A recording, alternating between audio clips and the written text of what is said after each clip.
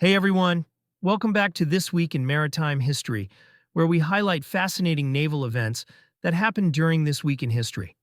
From lost submarines to high seas battles, and even a baby born at sea, this week has some incredible stories.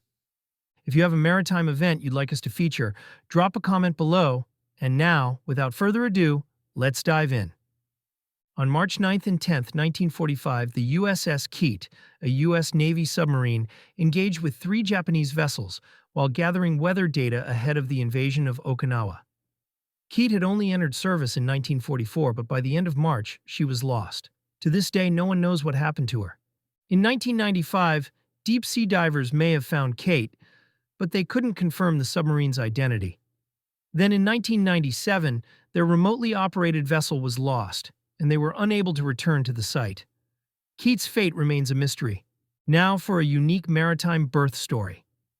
On March 11, 1899, aboard the Balclutha, the captain's wife, Alice Durkee, gave birth while at sea.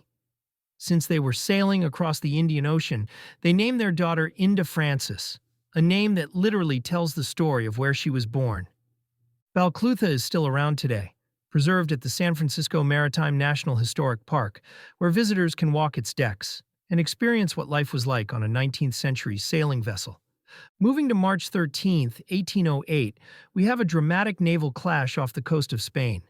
The British frigate HMS Emerald, a 36-gun warship, pursued a large French schooner named Apropos into Vivero Harbor in Galicia. The French crew ran their ship aground in an attempt to escape, then set it on fire to prevent capture.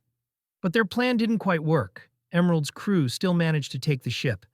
The battle came at a cost. 9 British sailors were killed and 16 were wounded. But Emerald scored a major victory in Britain's ongoing naval war with France. Finally, on March 14, 1790, one of history's most famous naval captains, William Bligh, finally returned to Great Britain. Almost a full year after the infamous mutiny on the HMS Bounty. The mutiny, led by Fletcher Christian, saw Bligh and several loyal crew members set adrift in a small boat in the Pacific. But instead of perishing at sea, Bligh navigated 6,700 kilometers across open ocean, reaching Kupang, Timor, in what is now Indonesia. Despite the mutiny, Bligh continued his naval career for another 25 years. Today, his grave and memorial can be found in London's Garden Museum on Lambeth Palace Road. And that wraps up this week's Maritime History. Which of these stories did you find the most interesting? Let us know in the comments. If you love exploring the stories of ships and the sea, be sure to subscribe to ShipIndex.org and hit the bell icon so you never miss a video. And don't forget, if there's a maritime event you think we should feature, let us know. Till next time, happy sailing.